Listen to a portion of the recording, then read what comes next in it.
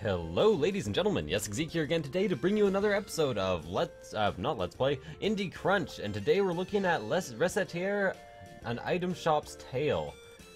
And this is kind of a unique game. I've heard about it being done online, but I have never actually played one until now. But I am the type of person to really enjoy basically store management games. And this is a new character in the game who has just appeared and was looking through the window. And apparently she has like gigantic robotic arms and probably is a robot, just judging by the overall tone of this game so far. It is a bit silly at times and there's a big adventuring aspect. So I very much assume that she is going to be one of our new adventuring heroes. Buy and sell items here.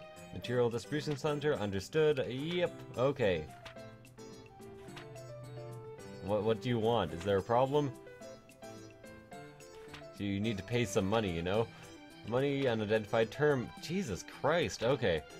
Well, you know what? This is a good way of at least introducing you to the story. I do really enjoy this game, but I cannot stand the story. And there was voice acting that was so wretched that I had to turn it off almost immediately. Huh.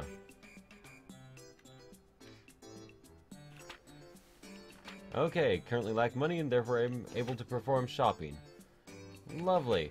Well, I'm assuming that if I go to the Adventurers Guild now, there will actually be her as an adventurer that I can take. So this is actually my main rival. I'm not sure why she's shopping here. So let's sell to her for a fair price.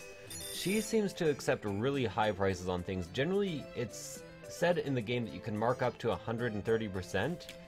But I find that to be woefully inadequate, because sometimes, especially when people request specific things, you can only sell to them for 100 if you're lucky. And little girls, for instance, will only pay up to 117 most often. Young men will pay close to the full 130. Piece of armor, huh? I unfortunately do not actually have armor at the moment, so I cannot fulfill that request. And by the way, some of the stuff that I'm doing I've unlocked. Before, you could only sell things properly if people went up to them and bought them. Then people started requesting things, like right now he's requesting some food. Let's try to sell one of these. I wouldn't mind taking just the base price for this, so I'm going to try to sell it for that. Yep, there we go. And, so I unlocked this new stuff over time. I'm currently merchant level 6. Harvest disaster, price of food has increased, the price of valuable things has normalized.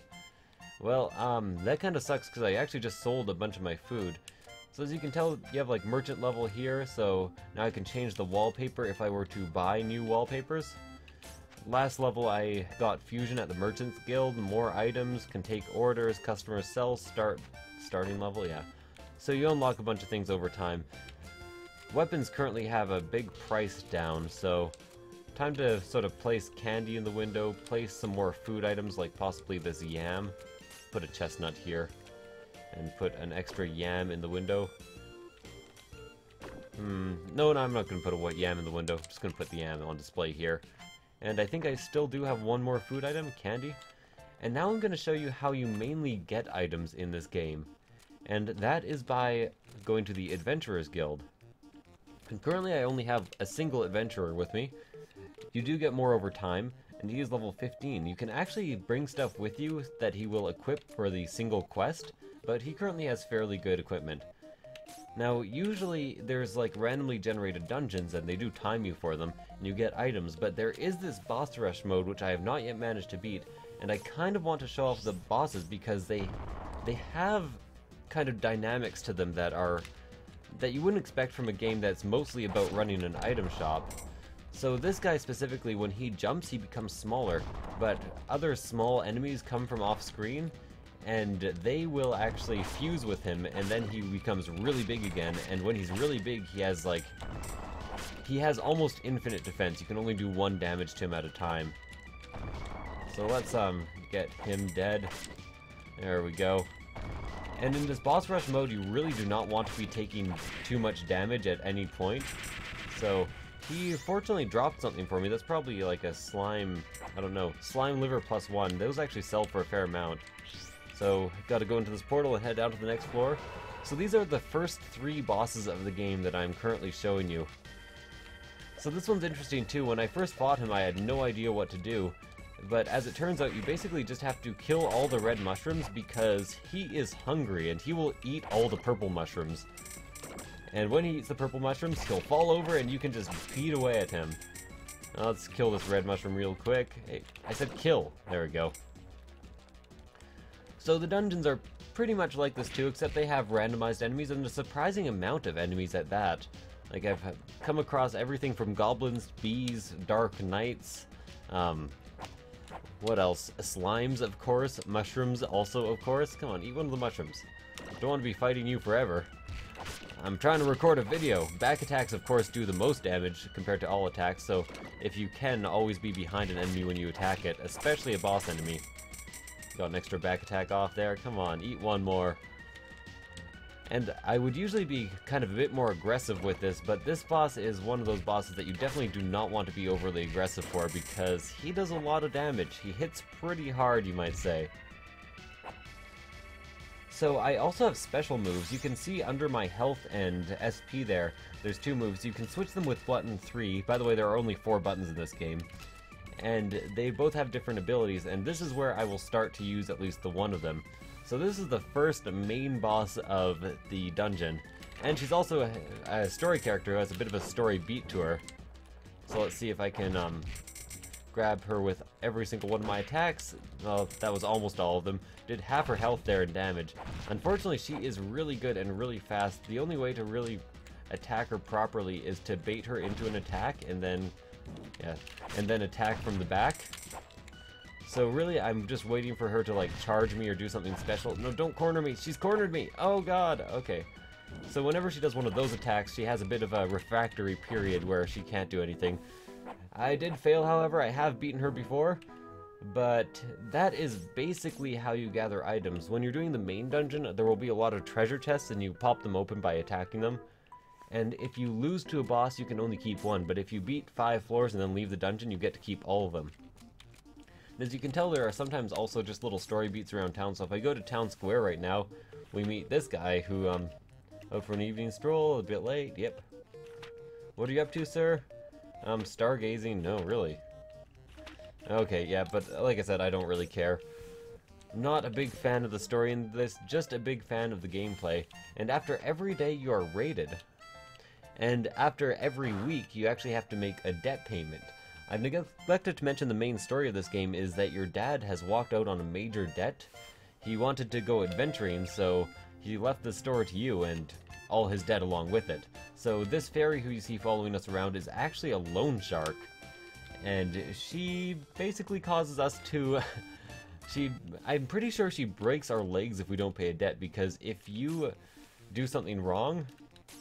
or if you don't make a payment, it is game over. So either she kills you or you're sold into slavery. Either one. I don't really know. Is the new girl at the Adventurers Guild yet? No. Oh well. So I've just unlocked the ability to get wallpaper. So I'm gonna see if I can actually find wallpaper anywhere, possibly in the market. I'm fairly certain... Oh yeah, red carpet, green carpet. I'm actually going to buy green carpet, but that's for later. Barrel counter, wallpaper. Let's see, I can get resort wallpaper, plank walls, and then I'm not sure if one wallpaper is the entire thing, so I'm just buying a bunch. So as you can tell, you can decorate your shop. If you talk to Tier at any point, you can see the store atmosphere. Right now it's hanging out right about neutral. But let's see if I can wallpaper here. Change walls, lacquer wall. Plank walls. So now if I go and talk to Tier, I'm pretty sure the whole ambience of our store will have changed. Store atmosphere, heading towards plain. So, you know, I kind of like plain. Let's open up the shop and see what I can do in terms of sales here. By the way, whenever you actually complete a story beat, or a debt payment, there will usually be a fairly major story thing that happens.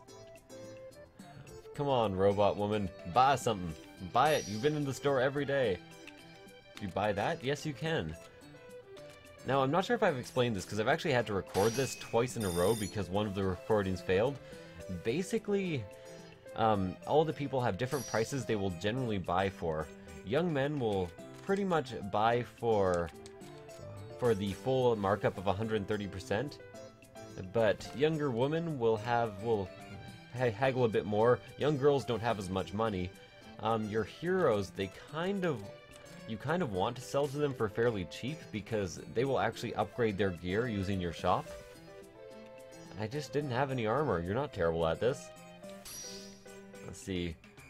She wants you to buy a beef bowl because food is in high demand. Now I feel bad running a shop during a food shortage. Lovely. She's like, please, just give me the food.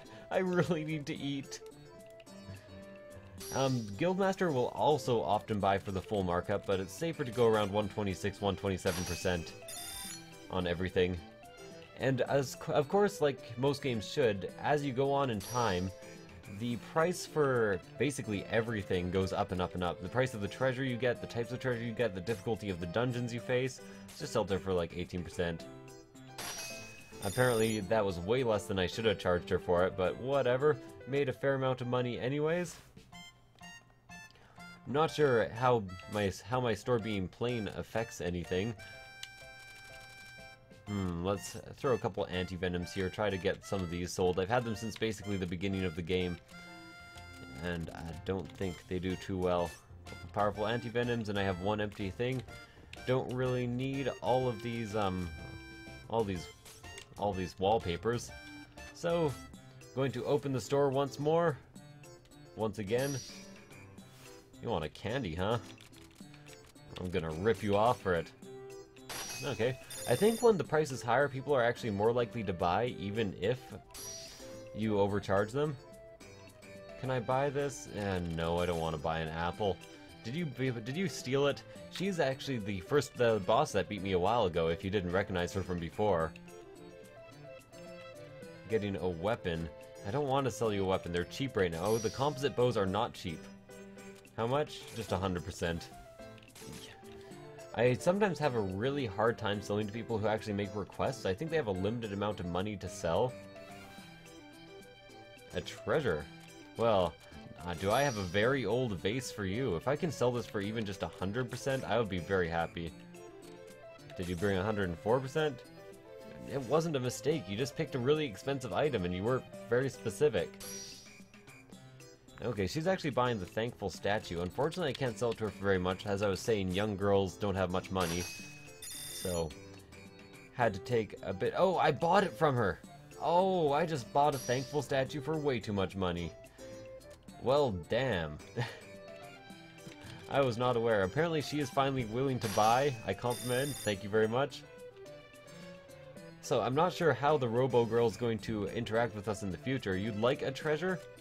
Well, I really need to sell this now that I've wasted like 5,000 of my money. How about just 100% for it? Thank you! There we go. So that was my main treasure I got for finally beating that thief at the end of the dungeon. Chestnut, very high price. Let's try to sell it for like 130. That'll do, pig. That'll do. So this is the main mechanics. I've so far really enjoyed it. As you can tell, last payment I made was actually 30,000. The first was 10,000. The next one I have to make is 80,000 on the 22nd. So the game does get pretty high pretty quick. Or pretty hard pretty quick, I guess I should say. And you also have a status menu here where you can see the status of your adventurers. An encyclopedia where you can check out the items you have obtained so far that you have found. And their prices. And other than that, that's pretty much it. So I've been enjoying this game a lot so far. I highly recommend it, even though it's a bit pricey. So you may want to wait for a sale. It's right now selling for $20 on Steam. If you want to try it before you buy it, there is a demo that is, of course, free of charge. And it's pretty fun. So thank you guys for watching. I hope you enjoyed this episode, and I will see you guys next time. Bye.